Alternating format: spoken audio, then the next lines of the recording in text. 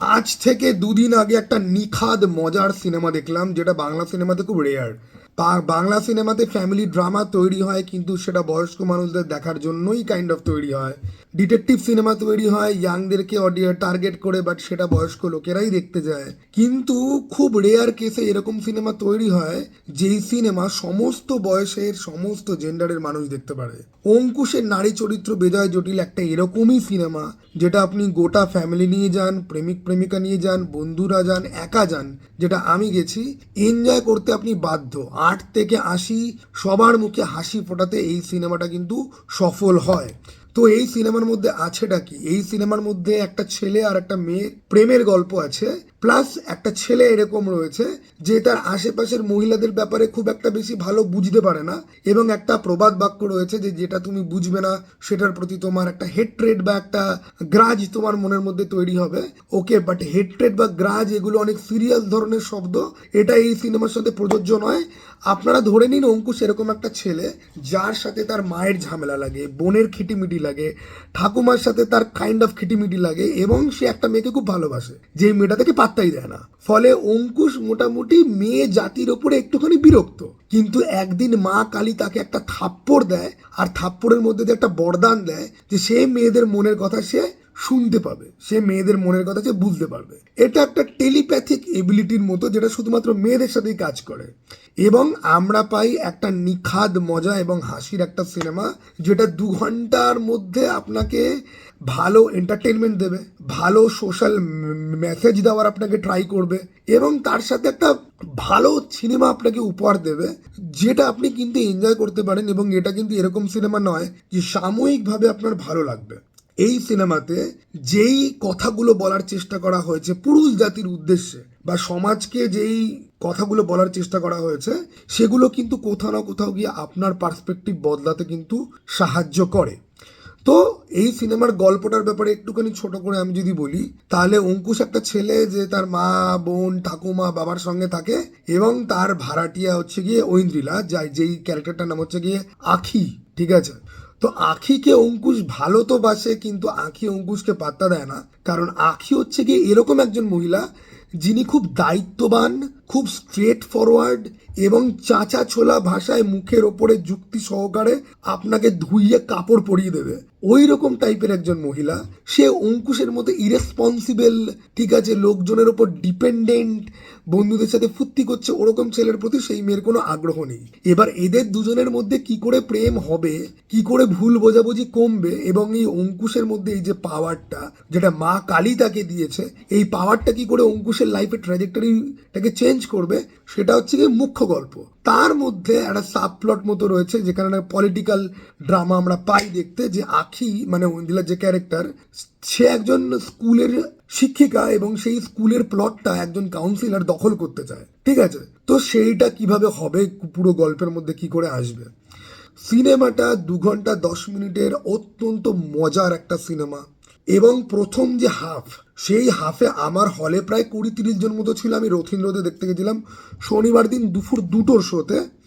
সবাই কিন্তু হাসছিল, সবাই এনজয় করছিল। ডায়ালগ রাইটিং খুব ভালো হয়েছে। এক একটা সিনে এক একটা চরিত্রের ডায়ালগগুলো এতটা অর্গ্যানিক বা ন্যাচারাল রাখা হয়েছে, যেরমভাবে আমরা রিয়েল লাইফে কথা বলি। ওতে নাটকীয়তা নেই, কোনো কাতুকুতু মেরে হাসানোর চেষ্টা নেই, কোনো ছ্যাবলামি মার্কা জোকস নেই, কোনো ফোর্স কমেডির চেষ্টা কিন্তু করা হয় না। একটা দুটো জায়গায় অঙ্কুশ একটুখানি ওভার অ্যাক্টিং করে, কলিং বেলে শখে এরকম মুন্ডু কাঁপায়, এরকম একটা দুটো জায়গা আছে, সেটা অঙ্কুশের স্বভাব ধর্মটা ওরকম টাইপেরই। এবার ওই রকম একটা দুটো লাউড মোমেন্ট বাদ দিয়ে গোটা সিনেমাটা দেখলে পরে আপনি যথেষ্ট এনজয় করবেন, যথেষ্ট ভালো একটা সিনেমা। এবং হ্যাঁ, আমাদের সমাজে নারীবাদ আর পুরুষবাদ, এখন নারীবাদ বনাম পুরুষবাদ, এই লড়াইটা খুব প্রকট হয়ে উঠেছে সোশ্যাল মিডিয়াতে। আপনি অ্যালিমনির সাথে ডাউরি, হাজব্যান্ড হত্যার সাথে গৃহবধূকে পণের জন্য জ্বালিয়ে মারা হচ্ছে, এই নিয়ে প্রচুর জ্বালাময়ী ডিবেট আপনি দেখতে পাবেন। এবং নারীবাদ ব্যাপারটা কেউ কেউ বোঝে, কেউ কেউ বোঝে না, কেউ কেউ বুঝেও অপোজ করে, কেউ কেউ না বুঝে অপোজ করতে এসে যায়। এবং এইটা নিয়ে কিন্তু মিসোজিনিস ভার্সেস মিসঅ্যান্ড্রিস্ট একটা ব্যাটেল সোশ্যাল মিডিয়াতে চলতেই কিন্তু থাকে। আর বাংলা হচ্ছে কি এমন একটা ইন্ডাস্ট্রি যেখানে হইচই থেকে শুরু করে ফ্যামিলি ড্রামা সিনেমা সব কিছুতেই নারীবাদকে কিন্তু জোর করে কিন্তু মুখে ঠোসা কিন্তু হয়। অঙ্কুশের নারী চরিত্র বেজায় জটিল এই কাজটাই অ্যাকচুয়ালিতে করে না। নারীবাদকে নারীবাদের মতন করে দেখায়, ন্যাচারাল ওয়েতে দেখায়, কনভিন্সিং ওয়েতে দেখায়, যেই জন্য এই সিনেমাটা যদি আপনি দেখেন মজার সঙ্গে সঙ্গেও সিনেমাটা সিরিয়াস যেই কথাটা বলতে চাইছে সেটা কিন্তু আপনি ধরতে পারবেন। একটা ছেলে একটা মেয়েকে ভালোবেসে বিয়ে করতে চায়, কিন্তু সেই ছেলেটা তার মা বোন বা ঠাকুমা তাদেরকে প্রপার টেক কেয়ার করতে পারে না বা তাদের ব্যাপারে জানেই না, তাদের ব্যাপারে অবগতই সে নয়, অ্যাওয়ারনেসটাই তার মধ্যে নেই। ফলে আমি একটা মেয়েকে ভালোবাসি বললেই তো হয় না, সেই মেয়েটাকে তো বুঝতে হবে, এবং সেই মেয়েটাকে তুমি বুঝবে তার প্রমাণটা কি, যে তুমি তোমার মা বোনের সাথে তোমার কানেকশন কতটা স্ট্রং।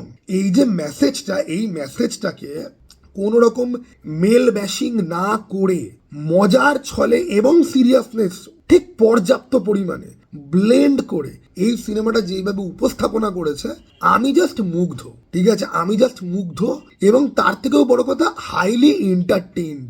সিনেমাটা কিন্তু তোমাকে জ্ঞান দেয় না, তোমাকে মজা দেয় প্রচুর, আর যখন একটু জ্ঞান দেওয়ার তখন সেটাকে যথেষ্ট সুন্দর করে কিন্তু তুলে ধরে। স্ক্রিন প্লে রাইটিং অসাধারণ, তবে একটা দুর্বল জায়গা আছে, এই যে সাব প্লটটা যেটা পলিটিক্যাল ড্রামা, ওটা খুব রাশড এবং ওটা প্রপারলি ওটার শেষটাও হয়নি। ঠিক আছে, কিন্তু ওটা সিনেমার মুখ্য প্লট নয়, ওটা সিনেমার মেইন প্লট অ্যাকচুয়ালিতে নয়। বিজিএম বা গানের কথা আমি যদি বলি যথেষ্ট এনজয়েবল, এডিটিং বেশ ভালো, সিনেমাটা কোথাও গিয়ে ল্যাগ মনে হয় না, একদম খাপে খাপ পঞ্চার বাপ, সিনেমাটা মাপে মাপ কিন্তু চলে, সুন্দর এডিট হয়েছে, সিনেমাটোগ্রাফি যথেষ্ট সুন্দর, ফ্যামিলি ড্রামা মার্কা যে একদম ক্লোজ ডোর সিনেমাটোগ্রাফি কিন্তু হয়নি, সিনেমাটার লুক অ্যান্ড ফিল কিন্তু যথেষ্ট প্রিমিয়াম, এবং এটার মধ্যে একটা সিনেম্যাটিক ভাইব কিন্তু রয়েছে, আর কালার গ্রেডিং এর কাজ এক্সেপশনালি ভালো। এবার আমি একটু অ্যাক্টিং পারফরমেন্সে যদি আমি আসি, তাহলে অঙ্কুশের বোন, অঙ্কুশের মা এবং অঙ্কুশের ঠাকুমার চরিত্রে এই যেই তিনজন মহিলা প্লে করেছে, তাদের মধ্যে অঙ্কুশের মায়ের চরিত্র যিনি প্লে করেছেন তিনি অসামান্য একজন অভিনেত্রী। তার ইচ্ছে বলে একটা সিনেমা ছিল, শিবপ্রসাদের প্রথম দিকের সিনেমা, ইনি অসাধারণ একজন অভিনেত্রী। একে আমি লাস্ট আবার প্রলয়তে বোধহয় পেয়েছিলাম দেখতে। ইনি দুর্ধর্ষ একজন, ইনি যেরকম হিরোইক নারী চরিত্র প্লে করতে পারেন সেরকম ভিলেনিক প্লে করতে পারেন। ওনার অভিনয় জাস্ট মানে অঙ্কুশের মায়ের চরিত্রে উনি, এবং এই যে গৃহবধূ যারা মানে সংসারে সবারটা রাখতে গিয়ে নিজেরটা কোনোদিন কিছু ফিলই করতে পারেন, নিজে কি হতে চেয়েছিল, নিজে করতে চেয়েছিল, সেই যে হাহাকার যেটা কাইন্ড অফ সংসারের জন্য স্যাক্রিফাইস, এবং সেটা থেকে পরে বয়সের সঙ্গে সঙ্গে তৈরি হয় একটা নিশ্চুপ হাহাকার, সেটা কিন্তু উনি খুব সুন্দর করে কিন্তু ফুটিয়ে তুলেছেন। অঙ্কুশের বোনের চরিত্রটা খুব একটা বেশি লাইমলাইট ফেলা হয়নি, কিন্তু যেটুকুনি সময়ের জন্য রয়েছে সেটা কিন্তু ওকে, এবং যিনি অভিনয়টা করেছেন ভালো করেছেন। অঙ্কুশের ঠাকুমা এগেইন একটা হাইলাইট চরিত্র। অঙ্কুশ লাভ ম্যারেজ যখন করেছিল, অঙ্কুশের ঠিক এই অ্যাকশন কমার্শিয়াল যে ফিল্মটা করলো তার ঠিক আগের ফিল্মটা লাভ ম্যারেজেও এরকম একটা ঠাকুমা ক্যারেক্টার ছিল, এখানেও অঙ্কুশের ঠাকুমা এখানে রক্স। কিন্তু অঙ্কুশের ঠাকুমা হচ্ছে কি এরকম একজন মহিলা যিনি প্রত্যেক মুহূর্তে ভয় পান যে আমাকে কেউ সম্পত্তির জন্য খুন করে দিল না তো। এবারে অঙ্কুশের ঠাকুমাকে আপনার সিনেমার শুরুর দিকে ইরিটেটিং লাগবে, কিন্তু ওই ঠাকুমার ক্যারেক্টারটা লেখা হয়েছে এত ব্রিলিয়ান্টলি, ওটার পারপাসটা কমেডি, কিন্তু মহিলাকে আপনি অপছন্দও করবেন, এবং মনে হবে যে এরকম টাইপের শাশুড়িদের জন্যই বউদেরকে অনেক অত্যাচার সহ্য করতে হয়তো হয়। কিন্তু সিনেমাটা শেষে গিয়ে আপনি দেখবেন যে এই ক্যারেক্টারই অন্য একটা নরম রূপ রয়েছে। এই সিনেমাটা আসলে কোনো কিছুকে ব্যাশ না করে এটা বোঝানোর চেষ্টা করে আমাদের প্রত্যেকের মধ্যে ভালো আর খারাপ কোয়ালিটিস কিছু রয়েছে, যেটা সময়ের সঙ্গে সঙ্গে ফুটে ওঠে। শুধুমাত্র খারাপগুলোকে আমরা নিজেদের কন্ট্রোলে রাখতে যদি পারি তাহলে পরেই ভালোটা অ্যাকচুয়ালিতে গিয়ে হয়। তো অঙ্কুশের ঠাকুমার চরিত্রের রাইটিং আমার সব থেকে বেশি পছন্দ হয়েছে, তার ডায়ালগ, তার কমেডি সিনগুলো দুর্ধর্ষ ভাই। ঠিক আছে, ওকে, এবং ওই ঠাকুমাটা কাইন্ড অফ রোস্টার টাইপের একটা ক্যারেক্টার যে সবাইকে অপমান করে, বাট তার মধ্যে কি মানে ভালো মানুষকে ব্যাপারটা কি নেই, সেটা সিনেমার ক্লাইম্যাক্সে গিয়ে ক্লিয়ার কিন্তু হয়। এইবারে আসে হচ্ছে কি অঙ্কুশের ক্যারেক্টারে, অঙ্কুশ নিজের ক্যারেক্টারটাকে অঙ্কুশের মতো করেই প্লে করেছে। সিনেমাতে দেখে মনে হয় যে এটা অঙ্কুশই, ঠিক আছে ওকে। অঙ্কুশের বন্ধুর চরিত্রে বেশ কিছু লোকজন ছিল, তাদের অভিনয়ে জাস্ট আসে যায়, ঠিক আছে, এবং তারা তাদের জায়গা ঠিকঠাক, বিশাল কিছু নজর কাড়ার মতো একেবারেই নয়। অঙ্কুশের যে ক্যারেক্টারটা, সেই ক্যারেক্টারটা বেসিক্যালি একটা ট্রান্সফরমেটিভ জার্নির মধ্যে দিয়ে যায় এবং অঙ্কুশের অভিনয় যথেষ্ট ভালো। কিন্তু এই সিনেমার অ্যাকচুয়াল ইউএসপি হচ্ছে গিয়ে ঐন্দ্রিলা ভাই। আমি তোমাদেরকে বলছি এই সিনেমাটা তোমাদের এই জন্য দেখা বেশি ইম্পর্টেন্ট, বিশেষ করে ছেলেদের জন্য। বউ অথবা প্রেমিকা এইরকমই যেন হয়, ঠিক আছে। একদিকে ঐন্দ্রিলার ক্যারেক্টারটা রাগী এবং অত্যন্ত স্ট্রং এবং মুখের ওপর অপমান করে দেবে একদম। কিছু মেয়ে থাকে না যে পুরো ঠোঁট কাটা, ভাই একদম স্পষ্টবাদী মেয়ে। এবং বিশ্বাস করো, আমার এইরকম রাগী স্পষ্টবাদী ঠোঁট কাটা একদম মুখের সামনে অপমান করে দেবে এইরকম ডমিনেটিং টাইপের মেয়ে আমার দুর্ধর্ষ লাগে, ঠিক আছে। এই ধরনের মানুষদের মন খুব ভালো হয়, মনের মধ্যে কোনো মারপ্যাচ থাকে না।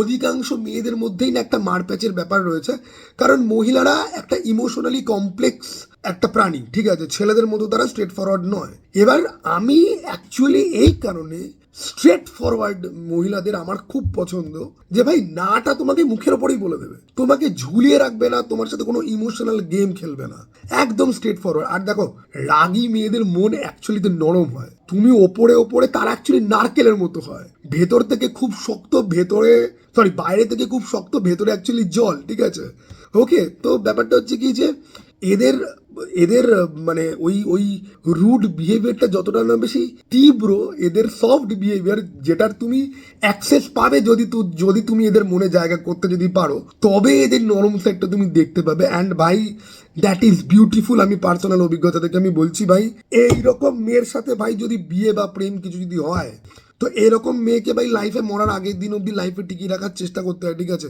This is the perfect definition of a girlfriend, অথবা this is the perfect definition of a বউ। দিস ইজ পিওর বউ ম্যাটেরিয়াল ভাই। এবং মায়েরই বলছি, ঐন্দ্রিলার ক্যারেক্টারটার রাইটিং তো দুর্ধর্ষ হয়েছে, এবং ঐন্দ্রিলাকে একে তো খুবই সুন্দর দেখতে, মানে আমি ভাবি যে ভাই দেবজিতের কাছে ঐন্দ্রিলা নেই, দেবজিতের কাছে বক্স অফিস সাফল্য থাকতে পারে, স্টারডম থাকতে পারে, বাট ঐন্দ্রিলা শুধুমাত্র অঙ্কুশের। এবং দেখো, এই আখি বলে যে চরিত্রটা, ঠিক আছে, এই চরিত্রটা 10-20% ঐন্দ্রিলার মধ্যে যদি থাকে, তাহলে অঙ্কুশের থেকে লাইফে বড় উইনার কিন্তু নেই। কিছু মেয়ে এরকম থাকে যারা অত্যন্ত দায়িত্ববান এবং খুব স্ট্রিক্ট হয়, এবং তারা শাসন করে তাদের বয়ফ্রেন্ডের লাইফ পুরোপুরি শুধরে দেয়। এইরকম টাইপের মহিলা ভাই জাস্ট কোনো সময় ইরিটেটিং লাগতে পারে যে ভাই কিরকম স্কুলের হেডমিস্ট্রেসের মতো করছে, বাট ভাই বিশ্বাস করো ভাই, এবং এরা যখন তোমাকে ভালোবাসবে না, ঠিক আছে, শাসনটা তো তোমাকে করবে, ঠিক আছে, ওটা তোমাকে সহ্য করতে হবে। আমার যদি ওই শাসনটার মধ্যেই ভালোবাসা দেখতে পাই, কিন্তু ব্যাপারটা হচ্ছে কি যে এরা যখন তোমাকে ভালোবাসবে না, যেটার এক্সাম্পল আমি দিচ্ছি যে এই সিনেমার একদম লাস্টে একটা সিন আছে, ওই সিনটা একাধারে দেখলে তোমার হাসি পাবে, আরেক দিকে তুমি ইমোশনালও ফিল করবে, আরেক দিকে তোমার চোখে হালকা জলও আসতে পারে। এবং অঙ্কুশ আর ঐন্দ্রিলার যে, ওরা তো প্রেমিক প্রেমিকা বেসিক্যালি, ওদের যে কেমিস্ট্রিটা না, ওদের মধ্যে যে জেনুইন অর্গানিক রিয়েল লাইফ কেমিস্ট্রিটা, সেটা বড় পর্দা দিয়ে না clearly visible, and it is enjoyable. এই যে লোকে শাহরুখ কাজল করে একদম মাথা খারাপ করতো, বা জিৎ কোয়েল মল্লিক করে মাথা খারাপ করতো, বা দেব শুভশ্রী করে মাথা খারাপ করতো, টু বি ভেরি অনেস্ট, ধূমকেতুর রোম্যান্স বাল, ঠিক আছে ওকে, এইখানে তুমি অঙ্কুশ আর ঐন্দ্রিলার কেমিস্ট্রি দেখবে ভাই।